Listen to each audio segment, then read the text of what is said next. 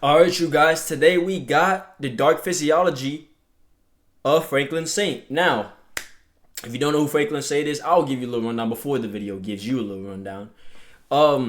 Basically, just a guy in Snowfall. That basically a drug dealer. Yeah, we're just gonna say he's a drug dealer. A drug dealer in Snowfall, main character, basically. Blah blah blah. This and that. And listen, if you have not watched Snowfall yet, you need to watch it. It's genuinely one of the best shows I've ever watched of all time, bro. So, without further ado, let's get into this video, man.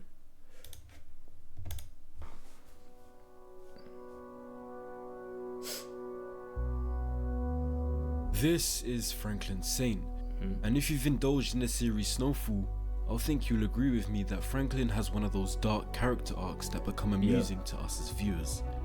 A story of He has insane character development, a taste of excessive money and power through the drug game, which transforms his characteristics negatively in order to increase his wealth. Snowfall is a great series because it doesn't just show us the life of Franklin Saint, it makes us feel it. After watching it, we feel like we know what it's like to be a drug dealer, to make a lot of money, and to make hard choices. But my focus in this documentary is on the psychological aspect of Franklin's character, the problems he actually has from a scientific standpoint, and what there is to learn from the consequences of his actions. Get into it. So allow me to take you through his story so far while I break down the psychological components that turned him from an innocent kid on the block to an evil drug lord, and answer the question, is Franklin Saint a psychopath?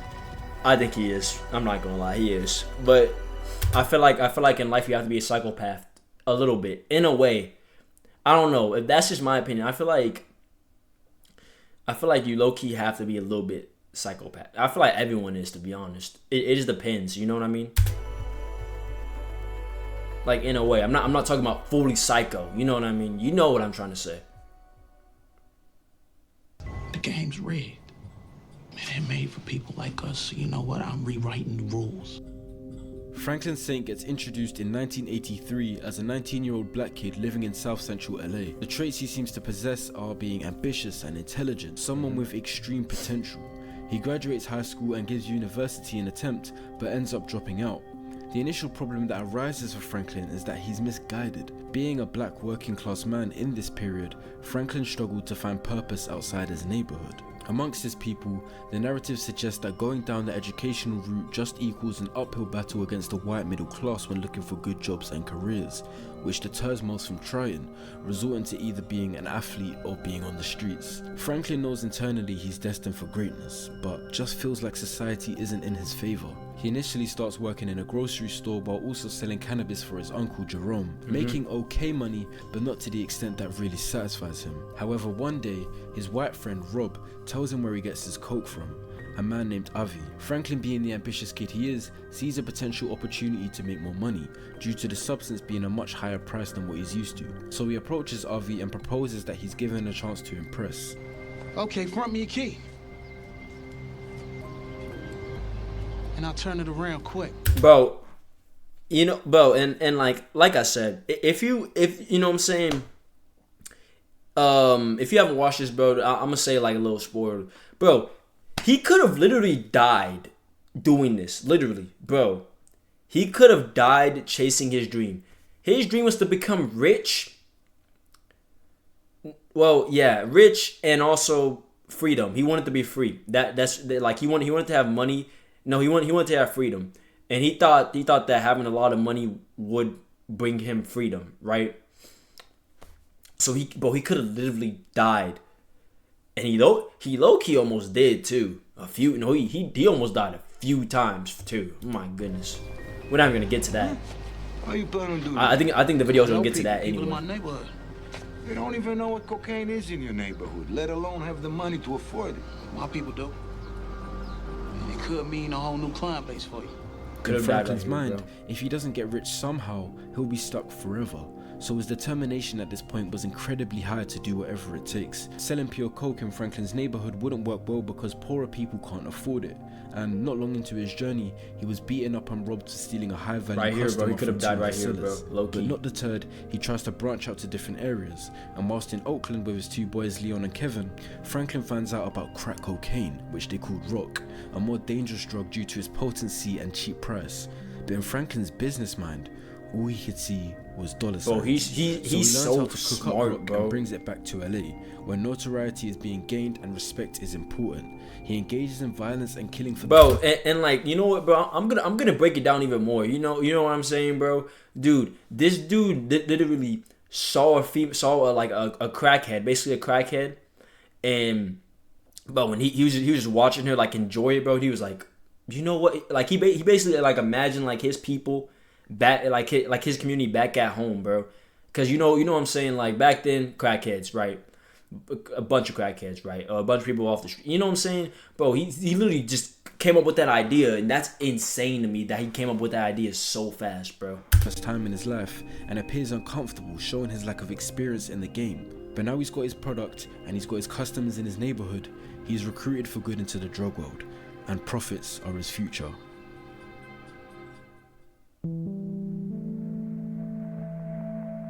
A character Franklin comes into contact with is Teddy McDonald.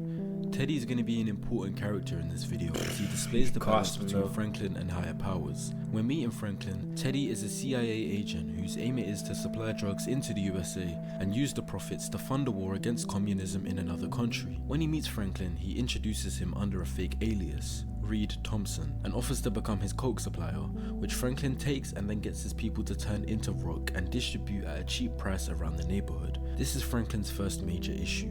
Of course, Franklin is desperate to reach financial success, but his plan now becomes to do it at the expense of his own people. The product Franklin is selling is highly addictive and ruins the lives of people who get hooked on it. But to him, that's just a cost of doing business. The fact he's willing to sacrifice other people's livelihood for his own financial gain is the first sign of narcissism in Franklin, which is extreme self-importance. But I feel it develops more as the story goes on, so we'll dive deeper into that soon. Franklin ensured the people recruited into his business to cook up the rock were close. His uncle Jerome, his aunt Louie, his two best friends Leon and Kevin, and his other friend Rob. This was to maintain trust within the business. The rest of the sellers at a lower level were kids recruited trying to make a bit of extra money. One of them was Kevin's cousin Delroy, who ended up being murdered by a Mexican hitman for dealing on their territory. After finding out, Kevin became unhinged. However, Franklin understood that the Mexican was well connected to gangs and retaliation would lead to a war. That's what I'm saying, and made yeah. a logical decision to not retaliate. Kevin, being more emotional, didn't accept this and tried to end matters himself. He gave away the recipe for rock to Mexicans in exchange for the location of the hitman, but as he went to fire the fatal shot, Franklin, in an attempt to stop him, shot Kevin in the leg, and he passed away due to blood loss. Being in the game has led to Franklin killing his best friend, ruining his relationship with his mother, and now he's considering leaving it. Coupled with that, he gets arrested and thrown in jail, where he's brutally beaten up. At his deepest depths, almost given up, his best friend Leon gives him a speech to give him some hope. But I want you to listen to me. I've been where you at, but you gotta keep fighting, you hear me? Yeah, man, of course. Due to Franklin's connection with Teddy, he gets off the murder charge and free from prison, and Franklin connects the dots and realizes who Teddy is, a CIA agent, but already deep in, decides to continue with the game and carry on his business. Bro, he like right here, what he should have done was he should have moved his bank, bro.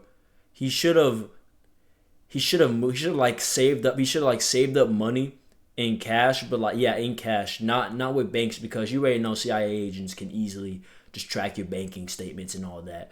But if you would, and I think he did keep his money in a safe, but then he was like, it's too much money, this and that, blah blah blah blah blah.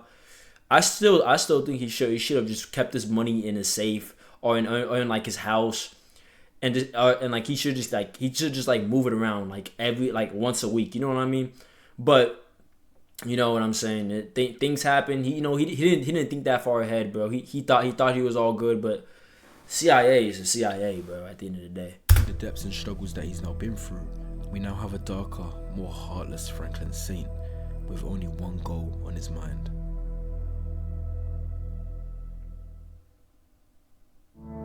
Franklin knows that if he wants to make more money, he needs to increase his customer base. He also needs to be a more ruthless leader. Bigger business typically means more problems, and that doesn't change for Franklin. His first issue is Andre Wright, a police officer who also happened to be Franklin's neighbor and the father to Franklin's ex-girlfriend Melody. Yeah, tricky situation. Franklin then acquires a place in the hills to stash his cash and important documents, but Andre and the police were hot on his tail, which was an issue Franklin had to be wary of. A second issue was that Franklin's repercussions of drug dealing were getting closer to home. Wanda, Leon's girlfriend, got addicted to rock, resulting in their relationship being forced to end, and now Melody is also an addict. Franklin's ruthlessness prevailed after he got Leon to execute a member of his crew for bringing attention to the cookhouse before police raided it, and due to Andre being too much of a threat to Franklin's business, Franklin also takes his life. Bringing back the idea of narcissism, Franklin shows signs of having malignant narcissism.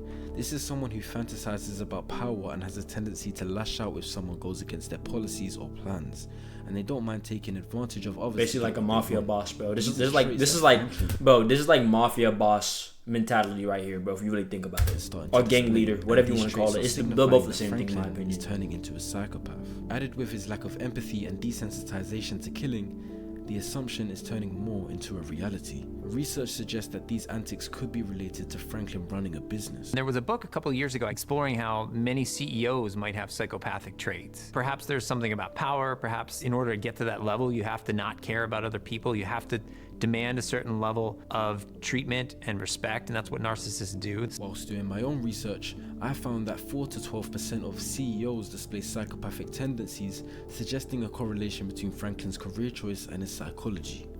But Melody managed to connect the dots between her father's death and Franklin's movements that night, and as retaliation, shoots Franklin 3 times, leaving him for dead. I don't know how he survived that. I can't even lie to you.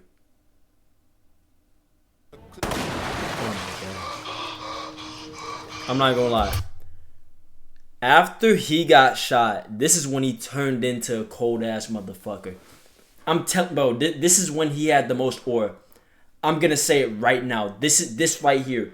When he had the cane. Gosh, I can't wait. Watch this, bro. When he had that cane, bro. My goodness. Franklin managed to survive, and despite having enough money to call it quits on the game after realizing the damage he's done and the problems that have come as a result, he feels he has a sense of duty to restore peace in his neighborhood after gang wars broke out whilst he was wounded. Scully and Manboy were the leaders of the Blood and Crip gangs and had gone to war over territories to sell their product. Franklin saw both of them as a threat to the business and had long-term plans to take both of them out, but kept them both close and acted as if they were civil partners. This manipulation of fake relationship for ulterior motives is another indication of psychopathic tendencies within Franklin. At first he sides with Manboy to try and kill Scully, which fails. Then Leon accidentally kills Scully's daughter, which also happens to be Manboy's niece. Now both of them put their issues aside and go to war against Franklin, along with Khadija, Scully's baby mother and Manboy's sister, who's put a bounty on Leon's head. They give Franklin an ultimatum to either give up Leon and continue business as usual, or protect Leon and go to war. Franklin has shown all of his psychopathic tendencies, and it wouldn't be a surprise for him to give up his friend for the sake of the business.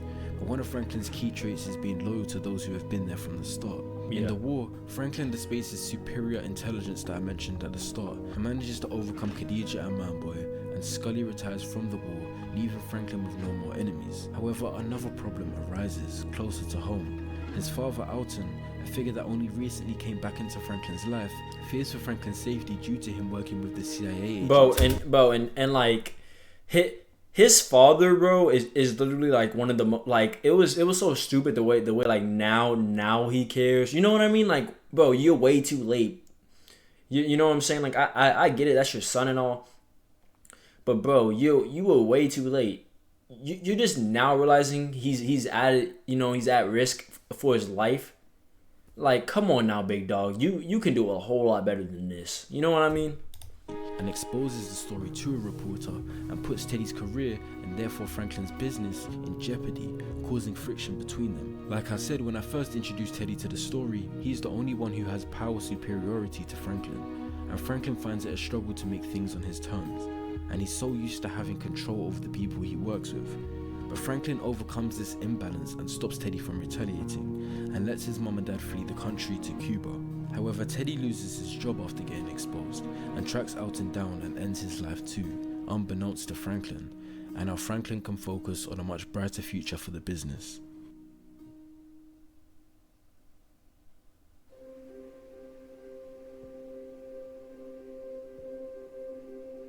Bro, it didn't even show him Time with the goes cane, by, bro. and That was Franklin his finds a best girlfriend, arc for sure, Veronique, bro. who is pregnant with his child. In an attempt to increase his wealth legally, he now runs a major real estate firm and develops legit connections. However, he was still a drug kingpin. Franklin being in this relationship with Veronique and a child on the way motivates him to leave the game, but there's still loose ends that need tying. For one, Franklin has been given a replacement CIA officer, Brady, who was a lot more easygoing than Teddy, but wasn't performing to the expectations of the CIA. So Teddy returned, and despite Franklin being almost certain that he'd killed his father, proceeds to work with him as he feels he has no choice. Louis and Jerome, probably Franklin's most valuable partners in the business, now want to break away and run things Stupid, separately. bro. Hey, Louis will. Oh, bro, oh my gosh, she makes me so mad, bro. She is so selfish. It is insane, bro. Like at like even at the beginning, bro, when like Franklin and Jerome were like what is it called? Like they're talking about like percentages of like how much money they're making, bro. And like Jerome was like, yo, how about 20%? She was like, shit, you tripping? What the fuck you mean you tripping, bro? What do you mean, bro? Get like, come on now, like she's so selfish, bro. Could make business a lot worse for Franklin, and therefore he tries to stop them. Well, I hate to break it to you, but everybody's got to answer to somebody. And me, I answer to the man who may have disappeared my father, and who will do the same to us if we don't move this product. Now, I don't know about y'all two, but I'd like to stay alive long enough to enjoy what I've made. So from here on out, I don't want to hear anything else about kilos or prices. Y'all want to go out on your own? Fine, but do not for 1 second around with what I gotta do to get mine, because I promise you, there is nothing I'm not prepared to do. Leon also no longer wants to be part of Franklin's enterprise and wants to help his people in the projects. The thing with Franklin is that he believes because he's more logical and intelligent than everyone else, it's okay to minimize the thoughts and opinions of other people and make choices for them. And for years now, he's had that control because he had the cash, and cash is king. Money is power. But now, things are starting to crack. Franklin feels uncomfortable and feels like he must. This is why money, bro. My bad. This is the last time I'm pausing, bro. This is why money doesn't mean everything. Like, money probably solves. No, money probably means like 70% of, you know what I'm saying, of what you're going through and things of that nature. The other 30%, bro, is literally personality. You know what I mean, bro? Cause you can be an asshole and have money, bro. No, bro, it doesn't matter. You know, bro. If you're an asshole. You know, like, bro, it's still gonna be fuck you. It doesn't matter how much money you have, bro. People are gonna stop wanting to work under you because, bro, you're just an asshole. You know what I mean? So yeah, business. You know. So when he finds out that his longtime friend Rob was also addicted to the product and accidentally spilled out some information about the business, Franklin heartlessly takes his life too. Franklin had been running around with his bodyguard, Peaches, ever since he started making big money. And the whole time, Peaches had been extremely loyal to Franklin, to the point where Franklin even showed him where some of his money was stashed. However, he was unaware that Peaches had also become addicted to rock, and in a planned event, $5 million of his money was stolen, and Franklin and his family were shot at, all organized by Peaches, who had now fled. This all hits Franklin hard. Jerome and Louis get married, but at the wedding, Scully dosed the chocolate with acid, making Franklin hallucinate and conversate with the old version of himself, which one of the best scenes ever. Introspection that he one of the best You know, scenes you fear, of the show. No, Let this is the best worst scene of the thing show. Dad did come true for you. For us, that's bullshit. He never cared about anybody but himself. He said he was working for the people, but as soon as somebody crossed him, what'd he do? He threw them right under the bus. And here you are talking about the white man's ass when everybody gotta kiss your ass, or else. I help people. Help people? My God, you listen to yourself? God damn. Franklin now realizes everything at once. He got into the game for himself and hurt a lot of people along the way, lives ruined or lost. And he believed helping some people get rich at the expense of this justifies it, and this realization of this justification was enough for him to change. All his psychopathic traits start to fade at this point. He starts to feel empathy, starts to consider other people's choices more, and becomes less self-centered. But to hit Franklin hard while he's getting up, Louis went directly to Teddy to buy instead of Franklin, just to get more profit, detrimentally affecting Franklin's business. Franklin contemplates and takes a step back to look at life. He sees the money he has, his future wife, an unborn child, and all of this leads to Franklin deciding he's done with the game. He confronts Teddy and tells him it's been a good journey, but he's got a family that he needs to prioritize. Franklin Saint had come full circle and became the man he needed to be, an empathetic soul finally. And yes, that Bro, if I'm telling you, if only he had, if only he just moved his accounts in cash. Like if he had like just 20 million in cash and like just hiding somewhere. damage had been done, but at least he's changed for the better. But nothing could have prepared Franklin for what came next. Feeling betrayed by everyone, Franklin receives the biggest possible blow by Teddy, as he empties Franklin's bank account, stealing $73 million in the process, leaving Franklin not just broke, but in debt. Bro, if anybody loses $73 million, bro, we're all crashing out. Bro, this is like insane. That's generational wealth. Like, bro, I hope you know, like $3 million is probably like enough. If you know how to play your cards right, obviously. If you know how to invest in stuff, $3 million is it can set you for generations. It really can.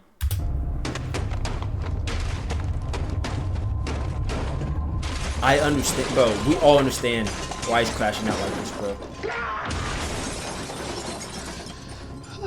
Franklin tries to ask Louis for help, but she says it's not her issue, despite her being the reason that he's in this mess in the first place. Franklin now craves revenge against Louis, Jerome, and most importantly, Teddy. And how he deals with this vengeance is the story for the next video.